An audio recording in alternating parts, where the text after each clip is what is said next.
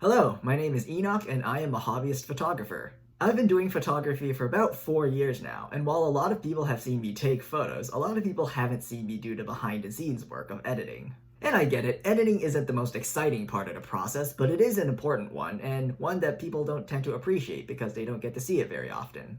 So the purpose of this video is to give non-photographers a quick glimpse into how I work. If you know me personally, then I hope this video is informative or interesting to you. If you don't know me, well, hello. So the program I'm using right now is called Adobe Lightroom. The full name is called Adobe Photoshop Lightroom Classic, which is a bit of a mouthful, so everyone just calls it Lightroom.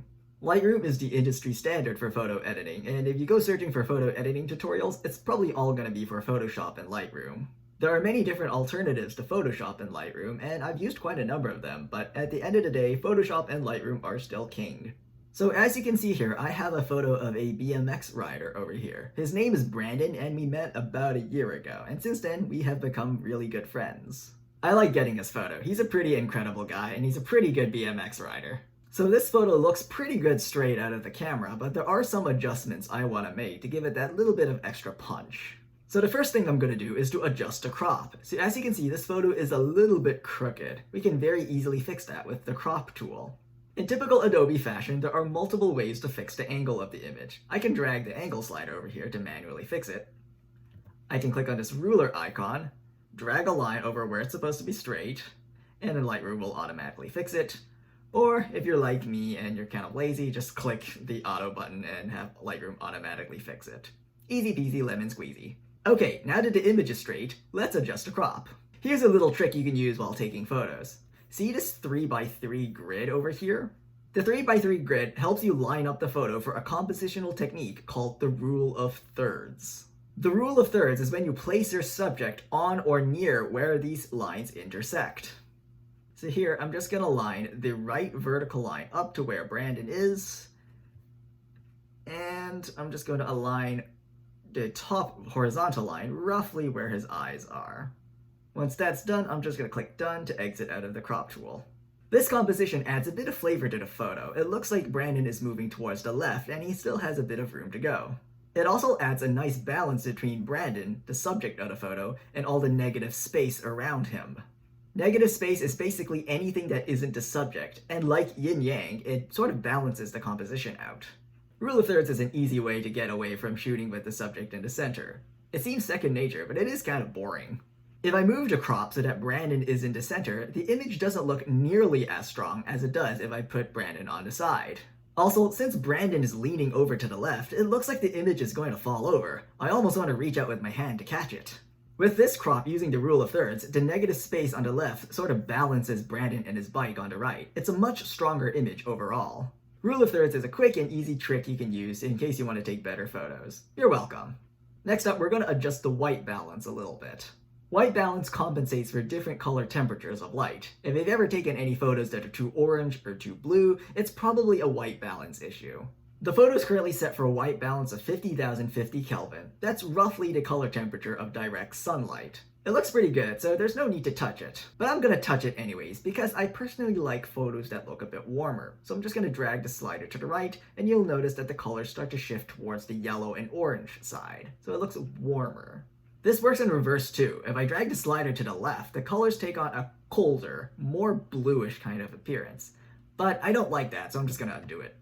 Next, we're going to do some quick exposure adjustments. So the photo is pretty well exposed as it is, so there's not too much I want to do here, but one thing I want to do is to give the photo a bit more of a neutral kind of state. So I'm going to take the brightest parts of the image and make them slightly darker, and take the darker parts of the image and make them slightly brighter, so it looks a little bit more neutral. This sets the stage for future edits. It does make the image look a bit flatter though, so I'm just going to drag the contrast slider a bit to the right to re-add some of that contrast. I'm going to adjust the colors today as well. I want to bring out the greens in the background, so I'm going to drag the saturation slider and drag it a little bit to the right. Saturation's a bit of a dumb slider though, because it affects every single color in the image. So as you can see, the saturation slider is kind of overcooked Brandon's shirt and Brandon's skin. It's a bit too red and bluish to my tastes.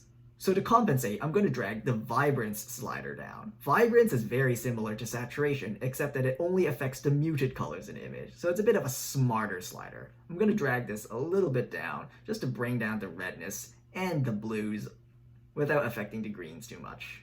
That looks a bit more natural. Lastly, I want to do a bit of dodging and burning. Dodging and burning is when you selectively brighten and darken parts of an image. It's a simple technique, but it makes a difference. So I'll select the adjustment brush, select dodge, and then just start painting the adjustments over Brandon. So as you can see, it's starting to brighten Brandon a little bit.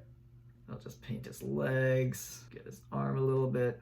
So I'm going to do the opposite for the background. I'm going to create a new adjustment mask, select the burn option this time, and start painting it over the background. So as you can see, it's starting to darken the background as I paint. Maybe it's better if I set a larger brush size. Yeah, there we go, that's better. So I'm just going to turn the mask overlay on so I can see where I'm painting. Oh yeah, still got some work to do. I'm just going to zoom all the way in so I can get a better look. Continue painting, get that corner. Get the smaller areas down there, over here, even smaller, and the bike wheels as well. So I think the burn effect is a little bit too strong, so I'm going to tone it down. Maybe set it to -10.